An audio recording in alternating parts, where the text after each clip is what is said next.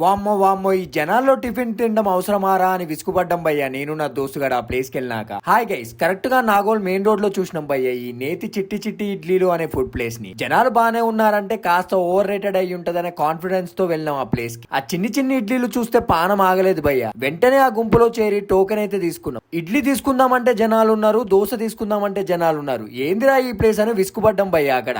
ఇంకా వెయిట్ చేసి చేసి ఒక 20 minutes అయింది. తర్వాత మాకు కొంచెం గ్యాప్ దొరికింది. ఇడ్లీ మాత్రం మా చేతికి వచ్చింది. మంచిగా నెయ్యి, పల్లి చట్నీ అండ్ కారం పొడితో ఆ చిన్ని చిన్ని ఇడ్లీలు తింటే వేరే లెవెల్ టేస్ట్ అనిపించింది భయ్య. మస్తున్నాయి ఇడ్లీలు అక్కడ. ఆ తర్వాత మేము చెప్పిన మసాలా దోశ కూడా వచ్చింది. దోశ మంచిగా క్రిస్పీగా వేసిర్రు, చూడడానికి మస్తుండే, టేస్ట్ మాత్రం వేరే లెవెల్ అనిపించింది. వాళ్ళ దగ్గర కాకినాడ స్పెషల్ పెసరట్టు కూడా ఫేమస్ అంట భయ్య, అది కూడా చెప్పేసినాం. ఫుల్ గా బాదం చల్లి మస్తు హెవీగా ప్రిపేర్ చేసి ఇచ్చిండు ఆ పెసరట్టు. అది ఒక్కో ముక్క తింటే వేరే లెవెల్ టేస్ట్ అనిపించింది. ఆ దోశ తిన్నాక మాకు మాటలు లేవు. మేము వెళ్ళింది వీకెండ్ కాబట్టి మెసల్ లేనంత జనాలు ఉరుబాయి అక్కడ. వీకెండ్ లో ఈ ప్లేస్ కి వెళ్ళాలంటే జర ముందే ఆలోచించి వెళ్ళండి, రష్ బానే ఉంది. ఓవరాల్ ఈ ప్లేస్ లో ఫుడ్ మాత్రం మాకు మస్తు వర్త్ అనిపించింది. ఖచ్చితంగా విజిట్ చేయొచ్చు. నువ్వు ప్రతి video like, share and subscribe చేయడం మాత్రం మర్చిపోదు. బాయ్.